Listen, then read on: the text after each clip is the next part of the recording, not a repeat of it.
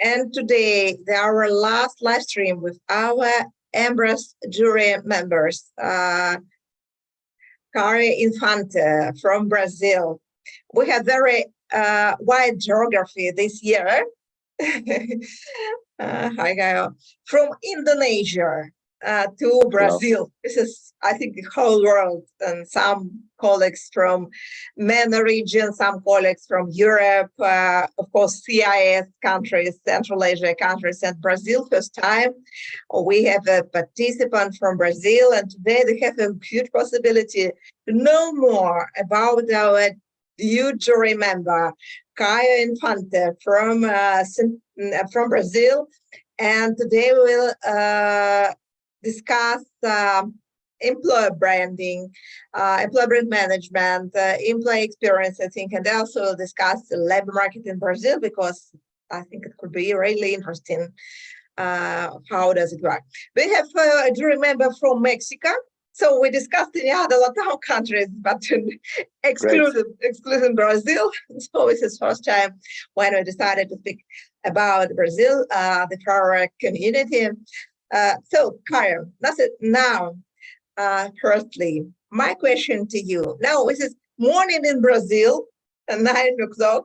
This is evening in Tashkent, in Almaty. Now it's evening. So we're huge time difference, 8 hours between our countries. But I think everybody could possible address after work or in the end of the work day. Caio, my first question to you is about you. I think it's very important for people who see you first time to know more about you, about your projects. I think it's very important, especially for participants of our EMBRAS Award. Great.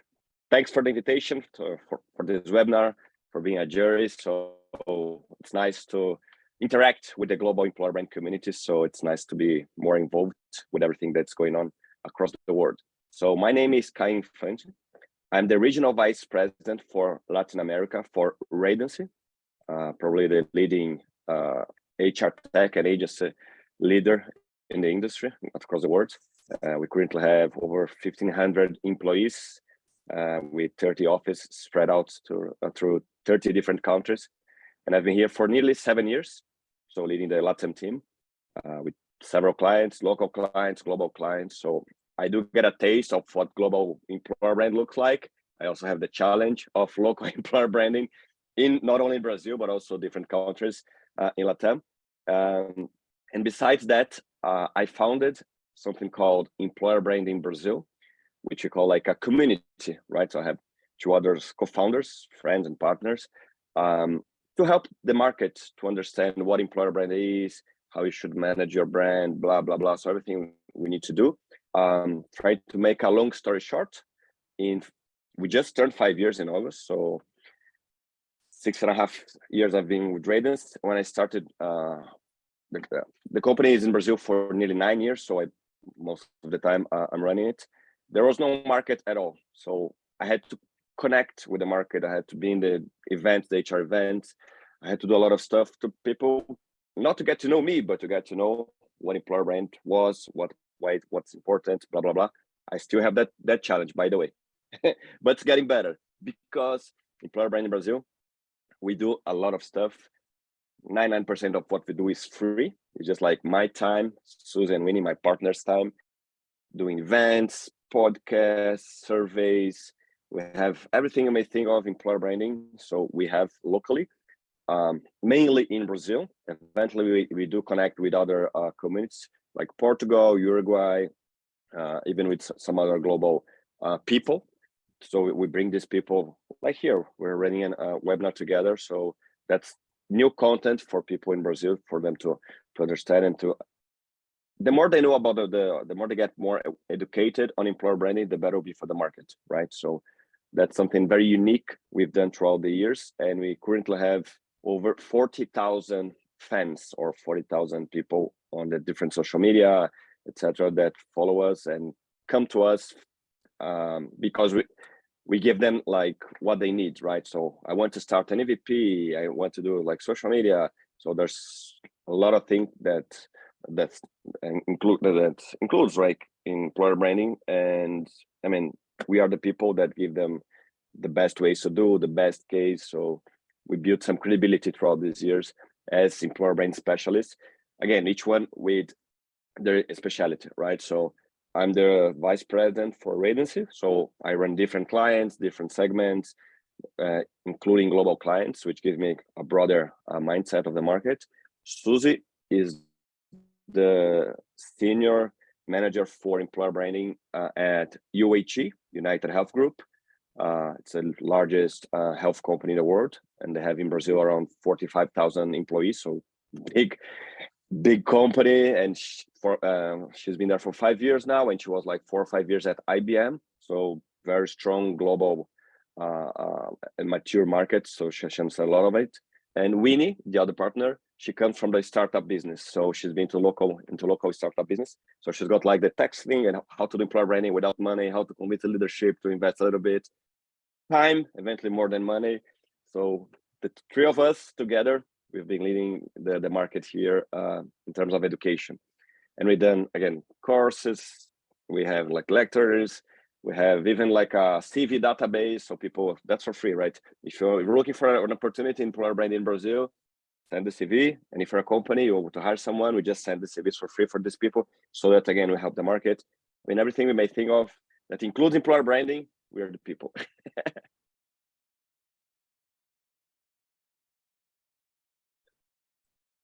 Yeah, it's really future records of your life here in Brazil. And now, as I could see, we have a very, very active HR and employer brand community here in Brazil. Before we start to discuss about employer branding, could we firstly discuss a little bit about labor market in Brazil? The main industries, the main companies, is it active or not so active? Are companies prefer to work with professionals, or also we like graduate recruitment and so on? Because as for me, because I'm from another part of the world, we don't know more about Brazil. So I think it could be interesting to understand what's happened on your market. Of course. So Brazil, due to the labor legislation, we have kind of strict regulations in terms of, it's getting better. I mean, they're trying to make it more modern, but it's still, we're far away from different mature markets. So mainly most of the type of hires they have are contract hired, right? So it's like the full package. So you don't want, it's hard to get people working part-time or hourly based. It's usually, you know, the 44 hours a month. So pretty much like 5 days a week, 8 to 9 hours on the week. I mean, that's on general. Eventually have like more or less hours on that, but it's pretty, and besides that, you have a lot of taxes, which kind of harms the employer and the employee, because like the government charges, depends on the again, on the segment, depends on how much money you make, but it can charge up to like 30% on the employer and 30% on the employee. So the money you make is gross. Like if you see a job opportunity in Brazil, that's the gross amount. Usually you reduce what's going to be in your pocket in the end of the net, it's less 25 to 30%. So that's something.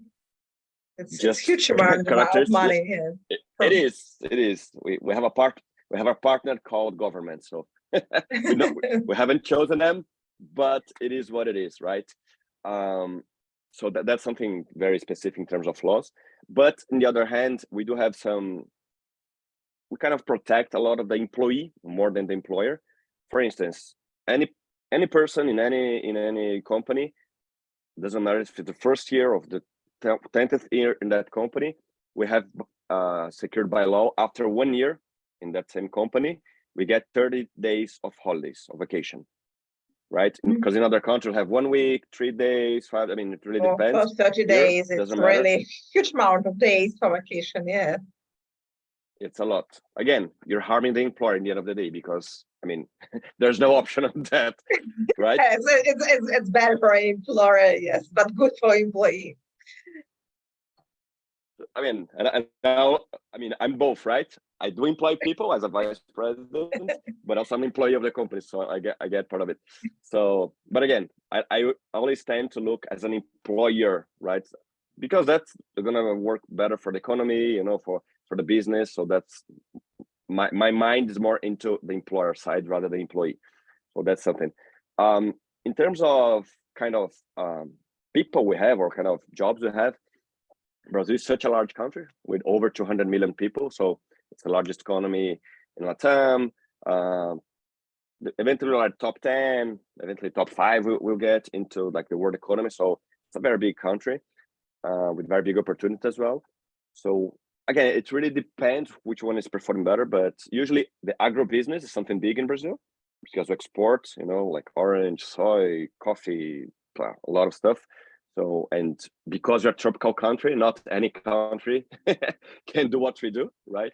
So there's not many competition out there. Even like the other countries in Latam or in South America, they're much smaller.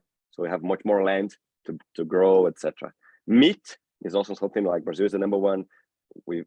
Australia used to be number one, but Brazil has been for a long time now. We're the number one meat exporter in the world because again, we have so many huge lands in here. So there's room to have all these cows and etc. So that's something big. The industry in Brazil is quite big as well because what happens is a lot of countries. I've lived in Australia for 3 years back in the days, right? Maybe 20 years ago. And I remember they didn't have like local industry, right? And even the multinational companies, I mean, the market's too small. They have, I don't know what's their population now, but they have a little bit over 20 million people. So there's no point in investing in a local industry. Like I'm talking about Unilever, Nestle, you know, like the big brands. They usually don't have the factory out there. Whereas in Brazil, 200 million people plus South America, right, and even Latin America, that makes sense to have an industry or to have a plant in here, even more than one, depends on the industry. So that's something also in Brazil. Then the government comes, give them tax incentives, blah blah blah, because they have to open new roles, new jobs. Again, that's something not unique in Brazil, but considering or comparing to other countries, even more mature markets, Brazil has this very big opportunities for again for plants, for industry, things like that. And then, as any other country, you also have the tech space, right? And what's been happening here, probably as most of the countries, is that we have the exchange rate battle, and usually we lose to euro or to dollars. So a lot of people, like the best professionals, best tech professionals, or most of them, will get an offer from a company in Ireland, the United States, UK, whatever, and they just go because all of a sudden their salary will go like 3, 4, or 5 times more. And there's no way, there's no employer branding. I tell people there's no employer brand you can compete when someone offers you 3, 4 times more money that you make. I mean, you may love the company, you have the best benefits, you have, you know, the opportunity, you have the people, blah blah blah, but you're paying 4 or 5 times more. It's hard to compete.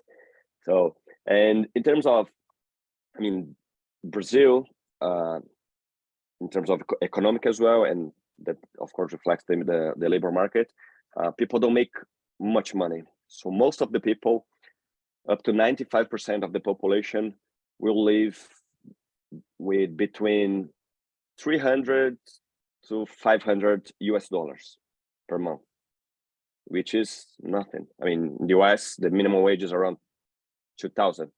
So it's 1/4 or 1/7. What, again, that also complicates the market, including for employer branding, because if people are making $300 and someone offers them 350, they just go, because it makes a lot of a difference for these people. And again, I'm talking about industry, I'm talking about retail, you know, most of the basic operational, which again has a lot of opportunities. So that's a challenge, not only for employer branding, but also for the compensation, because sometimes employer brand it's not about money, but sometimes it could be about money as well for the people, not for the employer branding. So that's the kind of challenge we have locally.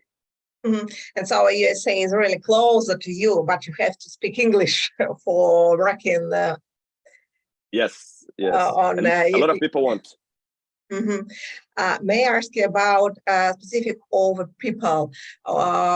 Is it a lack of well-educated people, or the educational system is good enough and let companies to have enough well-qualified employees? Or how could you describe this situation? So we do have a problem with education, as most big countries like India, maybe Russia, China. I mean, it's just hard because too many people to manage.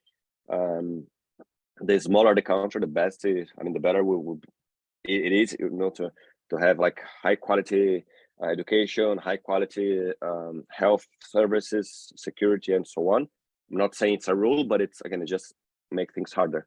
Sao Paulo, where I am now, we have like 20 million people in the greater area of Sao Paulo. It's the size of the whole Australia. You see what I mean? I mean, just the greater area of Sao Paulo is the same size of Australia. And Australia is a big country in terms of land, but in terms of population, it's small. So like Sydney, where I lived in Sydney, so they have probably 5.5 million people, which is a lot of people. I mean, I understand that, but still, it's 1/4 of the population, right, of Sao Paulo. So it's still much easier. So again, that's also something, a challenge, because the number of people that say they speak English, from that number, but according to research, is less than 5% of the whole population, right? And people that are, I would say, more fluent, like I'm fluent, let's say, which I consider myself fluent, it's around 1% of the population, so it's too little.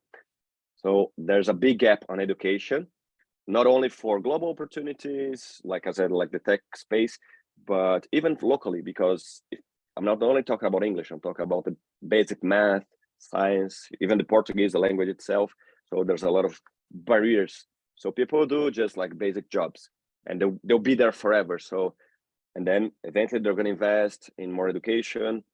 It's not that expensive, I would say. I mean, it's getting more affordable, I would say. I can say. Even the government helps with some loan lines, you know, like special loans, blah, blah, blah, eventually with 100% support.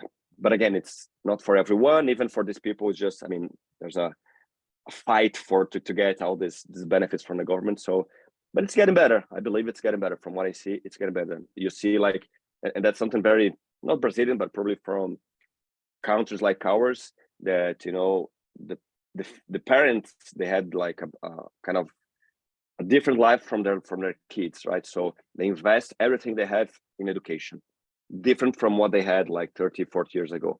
So a lot of, how can I say that on a nice way? So that, let's say the more humble people, or the less economic power people, they invest all they have in education. That's what they do. So they can do a better, it's starting in the very basic education, and eventually doing a university. If you ask any people or any person in Brazil, again, with lower income, say, what's your dream? My dream is to see my kid, my son, my daughter, graduated, because they didn't have that opportunity back to 20, 30, 40 years ago. Again, maybe in 20, 30, 40 years time, we'll have a better country, a more educated country. I mean, it's not only about that. There's a lot of things that even the government needs to help. You know, I mean, there's a balance between private and the public sector as well. That's something that I see a lot, also from nice initiatives from companies where they help people to get more educated. You know, they go like to these more humble families or people, and they offer, you know, different course, non-tech course, business administration. I mean, not the graduation itself, but eventually technical course, and then eventually they'll get these people and give them an opportunity. But they do that not only for themselves, but also for the market, right? So, for instance, there are two companies in Brazil. They got together. Now they have more people sponsoring this project, and they have a goal to educate 25,000 people with like low income with technology, right? To code, you know, to be like developers and all that. but they're not going to hire 25,000 people. They're going to hire, I don't know, 300, 500, if that much, both altogether. So they're forming 24,500 people for the market. So these people, they can get a better opportunity in 1, 2, 3, 4, 5 years time, which is nice. And I think, again, that's when it comes to ESG, like give back, and that's something companies should do more and more. And I see, thanks God, that we've seen more of this kind of initiative. So again, we help the people, not only my company, because in the past, and even sometimes now, sometimes still some companies do just for their own, right? So I'm going to go to a place, I'm going to choose 30 people and then hire these 30 people. We're not talking about this. We're talking much on a broader mindset, which is much better, again, for the country. If we talk about working about recruitment, do companies in Brazil like to work with graduates, with university students? Is it a normal practice, or most companies prefer to work only with professionals because it's different countries, the companies have different strategies? What could you tell a little bit about it? Because from my opinion, I see what in a lot of countries, they start to work with employer brand when they start to work with graduates. And now it's become a common practice for all type of audience. What is about Brazil? And do companies work with graduates? I think there are three main, on the top of my head here, three main publics they invest. Students, yet, and there's a large internship and trainee. The way we recruit is something very unique in Brazil, very unique. So, and it's weird. I'll explain that in a minute. 2, diversity. So they've got specific jobs for Black people, specific jobs for LGBT, specific jobs for women, and so there is even for 40 plus, right? For older people. I mean, I'm 40 plus. I don't consider myself older, but the market considers myself mentally older. So they have specific jobs for 40 or 50 plus, which it helps to balance more, to give more opportunity for different people.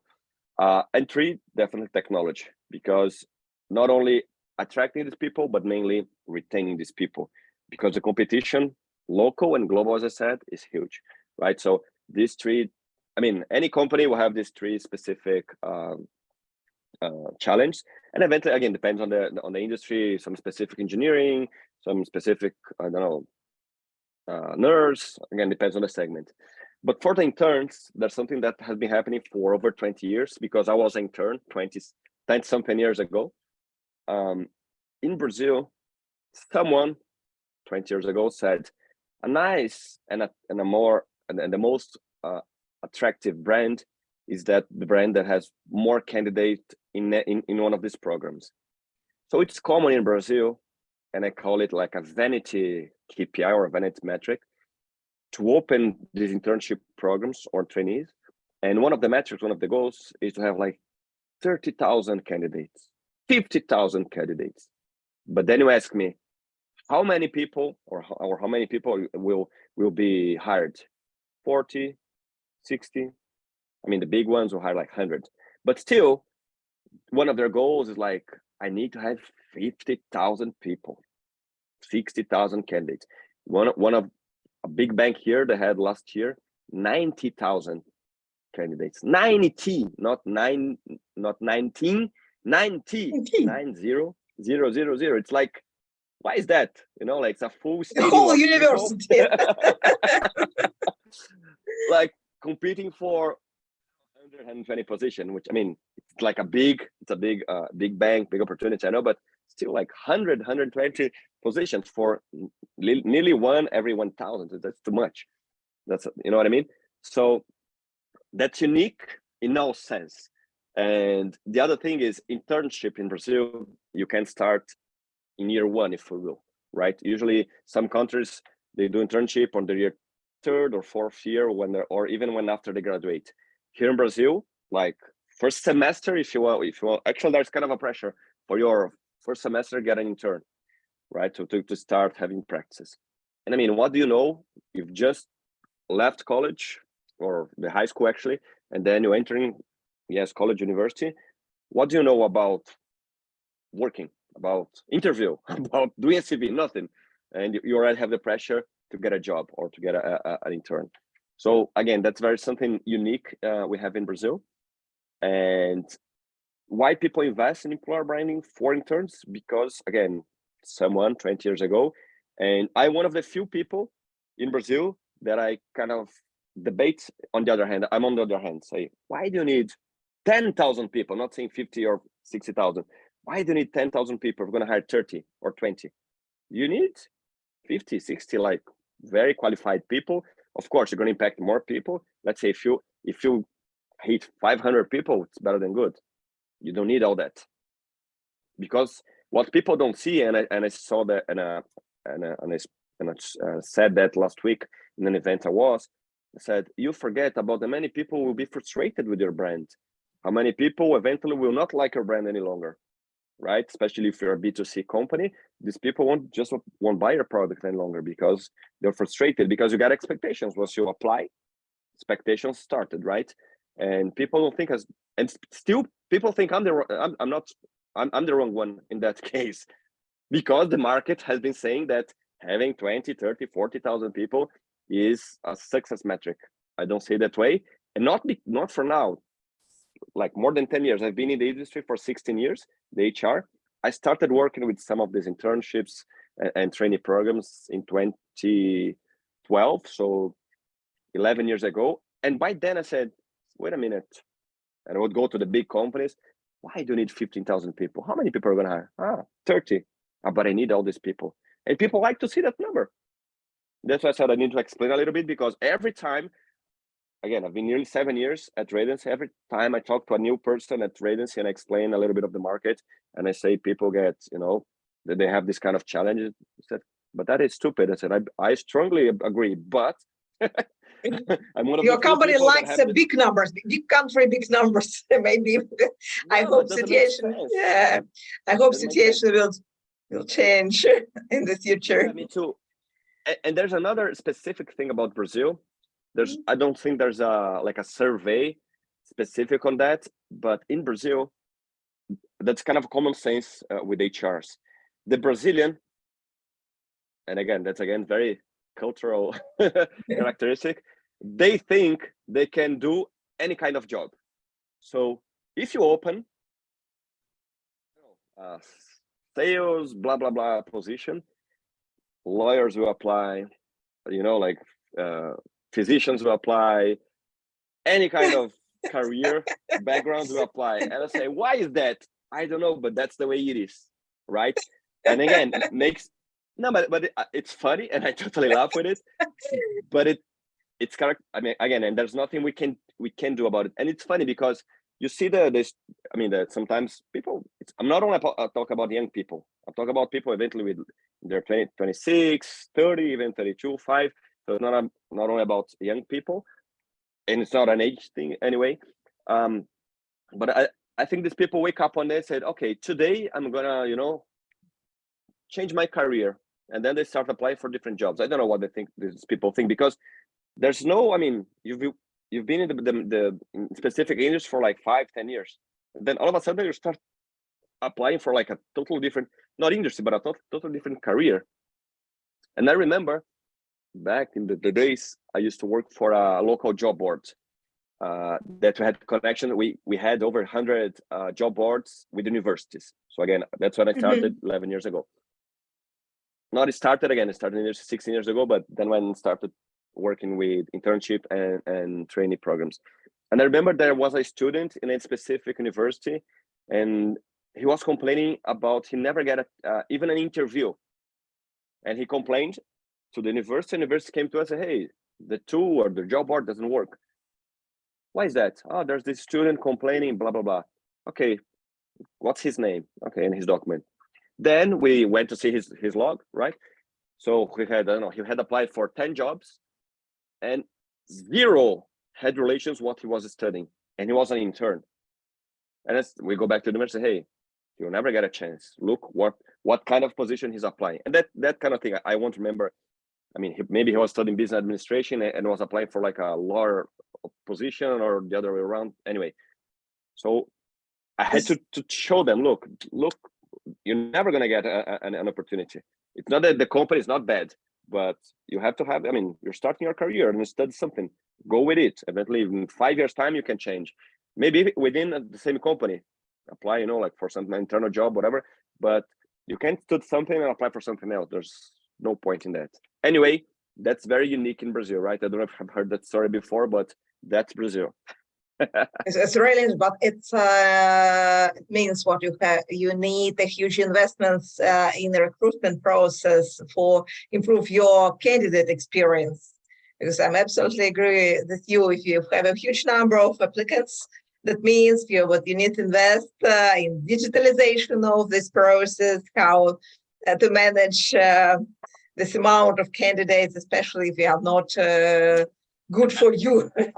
And it absolutely, it's very important now. It's company's brand and employer brand become closer to each other. If I'm not good, treated as candidate, in the future, I said, no, I'm not ready to be a client of this company. Yes, I think it's a huge challenge for your market. Caio, I want to ask you about EVP. What is it more popular? What is interesting? I read Universum report previous week, and this is a huge difference between Latam countries. I understand that Brazil is not the whole Latam, but it's part of Latam countries. And it comparing with any other regions about USA, about APAC, and so on. What all countries said that the first two priorities is stability and salary. What is interesting about Latam, what people said, yes, it's also important, but more important is respect for people and leaders who support their development. It was really interesting that in contrast Correct. with in any other regions. Could you tell a little bit what is really now important for people who choose their potential employer? Yes. In nearly 7 years at Radancy, I've developed over 50 AVPs, right? Yeah, it's a lot. I know. It's a lot. Yeah, it's a lot. Yeah. Some of them are global, so global companies that, you know, they had a part of their research in Brazil or Latam, but like just a small portion, maybe 5 or 6. The other 40 plus, I did it myself with my team here in Brazil. So, and again, in terms of, probably we're going to discuss that in a minute, but in terms of marketing maturity, we're still developing our EVPs. So there's a lot to come, right? The global companies, they had their EVP for 5, 10, 15 years. Here, it's still discussion whether I should have an EVP, yes or no, even though it's a big number that I've done, and I have the more EVPs in the market. Some other companies, they've been like 10, 15, but still there's a long way for us to go. We can discuss that in a minute. But again, I think that's Brazil and also Latam.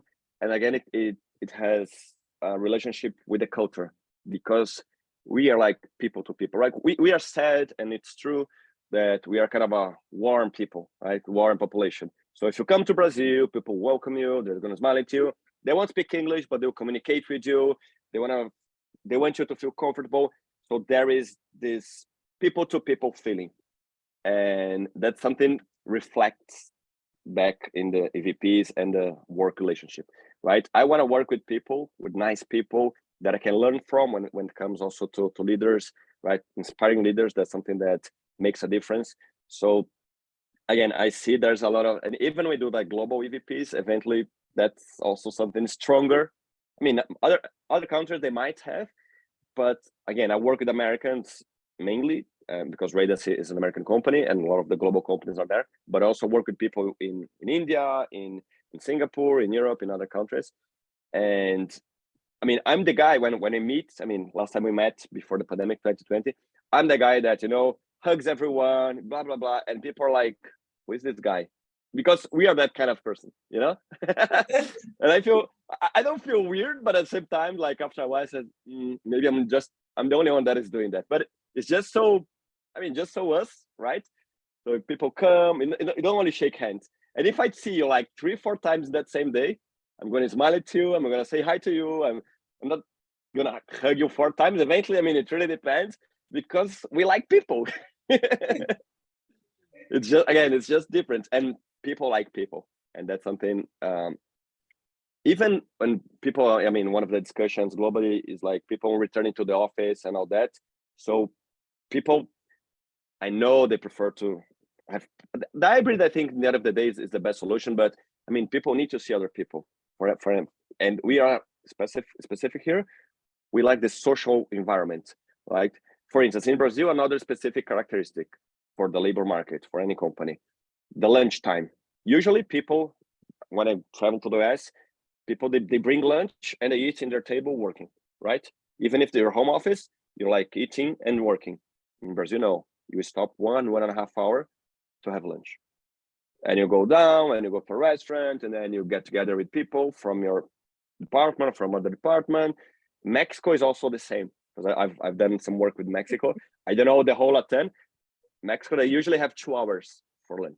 For lunch. Even better. It's bigger than here. But again, because it's the time you can socialize with people. It's the time. It's not about the food itself, but it's the time. It's about networking and about socializing and you could actually. I think it's a great characteristic of the culture. As I see it as a people-centric culture.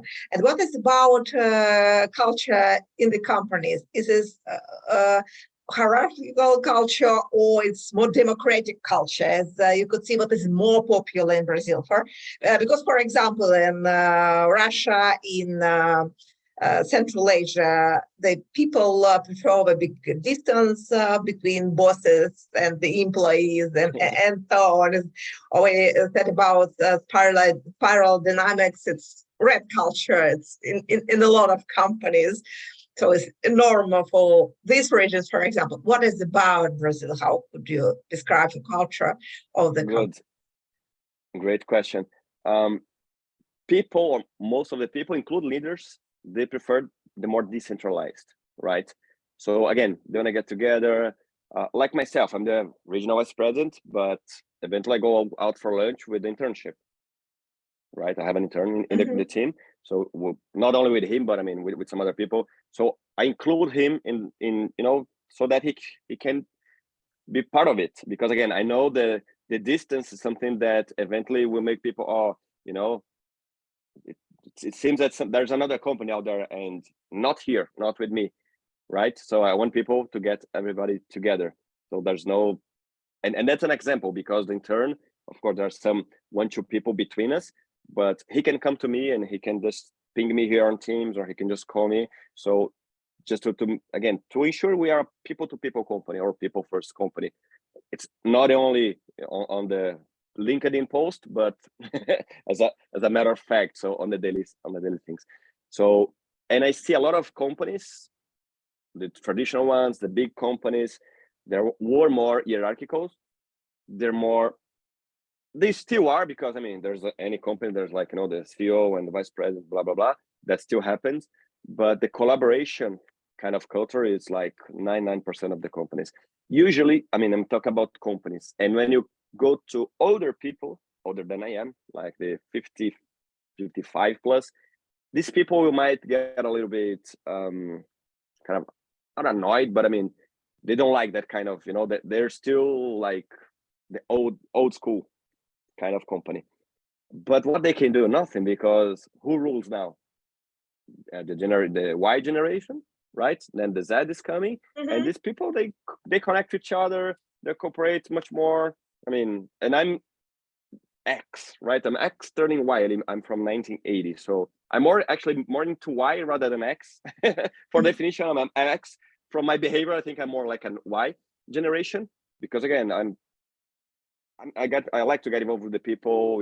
I like to get them closer, and I think for partners, for clients, for any stakeholder, because again, we are social kind of population or culture. So we need to be more and more close to people.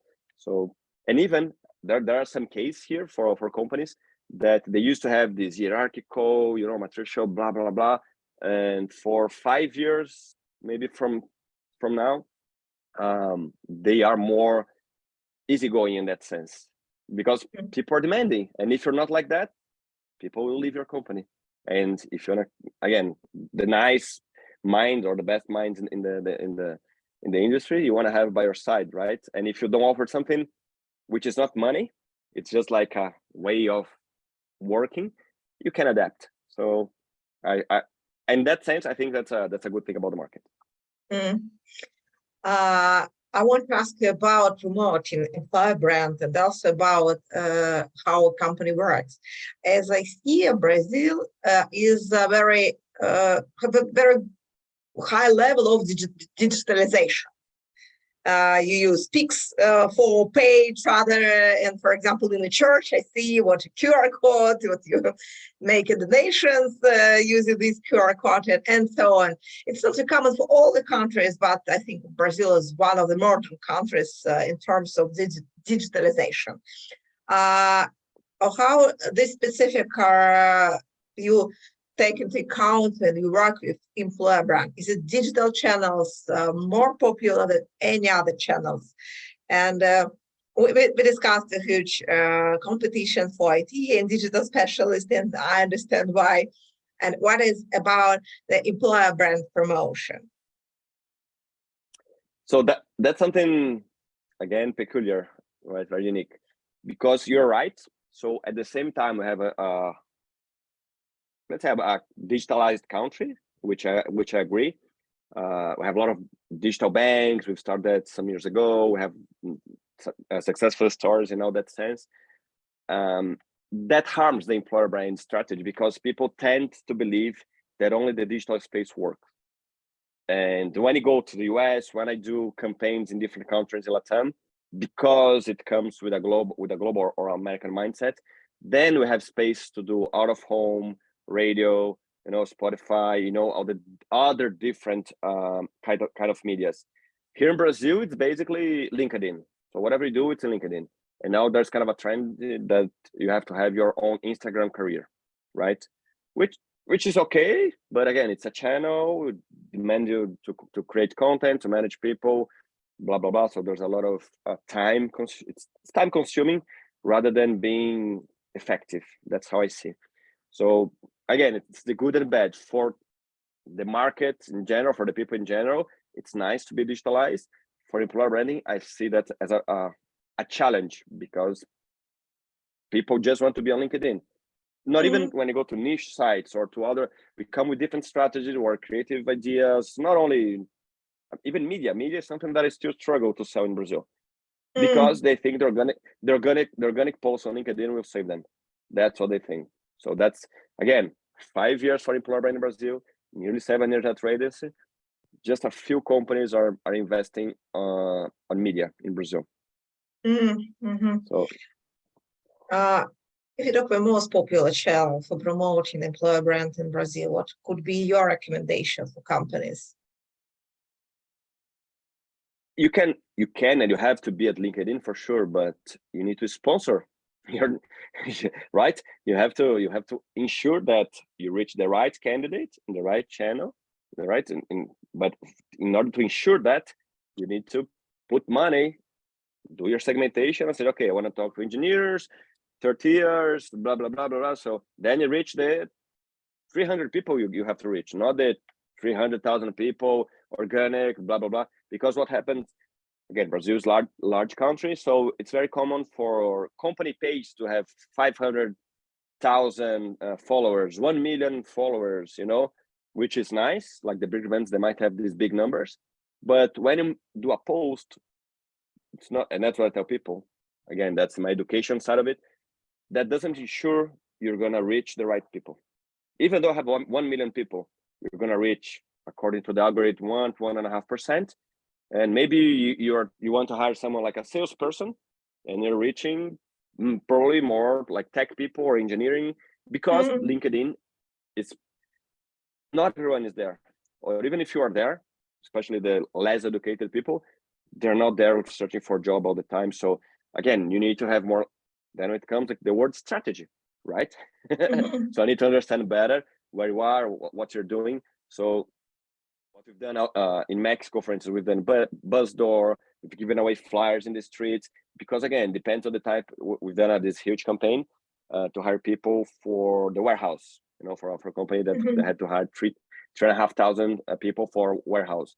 So we're doing like everything, or most of it was out of home. The other thing, we're here on Facebook. People think Facebook is dead. I said it's not dead. There's a lot of people on Facebook, and depends again on your audience. It's much more valid to do something on Facebook rather than Instagram, because you from HR, from employer branding, from marketing, you are on Instagram, but not the people you want to hire, not the people you want to impact. They are on Facebook or they are somewhere else, right? So again, challenges, and I haven't won that battle yet. Hopefully I'll come back in a couple of years and say I've won that battle next. Okay. As I see, there are a lot of discussion on the different conferences in Brazil is about employee experience. What is the main challenges in the area of employee experience in Brazil you see? What is Sure. is the most important for companies in Brazil? The first one is that employee experience became kind of a buzzword. So everyone, like employer brand, so everyone all of a sudden became employer branding on their LinkedIn, right? On their title or subtitle. Same with employee experience. And what you tell people, like employee experience, is not changing the name of the department, because the department used to call HR department. Now it called people management, talent, blah, blah, blah. You know, they come up with these nice names, fancy names. But okay, what are doing differently? And that's the question, right? And that's actually what you should do. So when it comes to employee experience, a lot of companies will just discuss their onboarding, which is day 0, 1, 2, 3. I mean, just a very few weeks of the person in the company, but they don't think about the whole experience. And most important than that is that each employee, of course, depends on how big is your company and how many business units you have, blah, blah, blah. You have different types of experience, right? So if you're in a plant, if you're in a retail, if you're a sales consultant in agro that you're visiting farms somewhere in the middle of Brazil, it's just different experience. And people don't, that's how I see employee experience, right? So what works for me might not work for you. The system or the application, right? The apps you may need is different from me, because what the role you have is different from mine. And what companies try to do is try to fit everyone kind of in the same box, and they call a lot of times also employee experience just as, okay, let's bring another tool, let's bring another app. You know, they try to make it more digital, because as we're discussing, we are a digitalized country. But again, it's much more than that. And I still see as much more a buzzword than something, okay, this is something that we've come up with a very big, let's say, a journey of the employee, you know, all the touch points. So people, they're still struggling in that. And why it's important, because I always do this question and all events that I go, or question, or even meetings that I have. What's more important for you now, attraction or retention? Right? It's it's always like that. But I see retention. It's more, again, attract. It's kind of easy, because you can do some employer brand, you can do some LinkedIn stuff. I mean, it's easier to attract people, but it's much harder now to retain people, because a lot of people are activating their brand, or because everyone is digitalized, they get more chance to see more jobs, more opportunities. So that's why employee experience has become, again, a buzzword, but I don't see very nice case in terms of employee experience in Brazil for now. Thank you for so interesting conversation. I think the possibility we could speak for more and more hours. It's really interesting. Sure. For me, but in the end of our conversation, I want to ask you about awards. As I remember, you have your own awards. And now we also become a jury member of EMBRAS Awards based in Central Asia. What is, from your opinion, why is it important for companies, for HR to participate in awards? It's essential. That's why I've created our own at Employer Brand Brazil. We had two years. We had last year, we had 100 companies that submitted their case. And this year we had 200 companies that submitted their case, which is only local, huge numbers. Yeah, they're good numbers. And you see, I mean, it's doubled just in a year, double the numbers. Because first year people, I don't know, should I do, should I not do? And they're for free, right? You just, in mind, you just go there and just submit your case. We have now 6 different, maybe we're going to grow this year a little bit, but we have at least, we had this last year, we had 6 different categories with different juries from different industry. I'm not a judge, a jury in my own contest, for instance, right? In my prize, it's somebody else.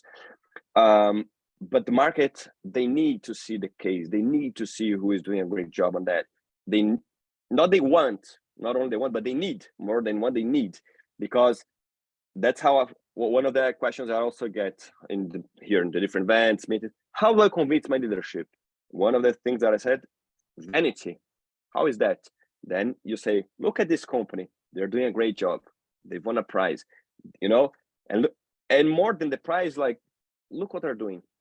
And then, you know, like the HR VP or the HR director say, oh, that's interesting. Okay, let's discuss this a little bit more. Tell me more about it. Because again, we're still, let's say, crawling, you know, like we're still a baby in this market, considering or comparing to UK, to, you know, Europe and United States. So we still need to convince leadership. And I think that's one of the reasons. And 2, I mean, everybody, more than having 20,000 candidates on an internship program, when you have, again, a nice, and I think you've done that the market, because it's not, I'm not giving the prize, the market's giving them, because people go there and they vote, blah, blah. That makes you feel much better and said, I'll invest even more on that, because, you know, it's worth it. So prizes, I love. That's why I created our own prize in Brazil, because that helps the market. Because in a way or on another, we had our event presenting the case 3 weeks ago. It was in-person event in Sao Paulo. We had 200 people in the event. 200 people coming from different cities because they wanted to see the case. Mm-hmm. So that's important, because they want to get inspired. They want to see what they're doing. What is an EVP? Why it's important? Wow, it's a nice creative strategy. Blah blah blah. This is a nice overall. So, you know, the more you talk about it, and if you recognize the best in the market, everyone wins. Thank you, Caio. Thank you for our conversation. I hope it is a first conversation, and we will have possibility to make the next one for our audience. Have a good day for you. Stay in touch and expecting the next stage of our award assessing of all the cases. Thank you. Looking forward for it. Thank you so much. We'll speak soon. Okay. Thank you. Bye. Bye-bye.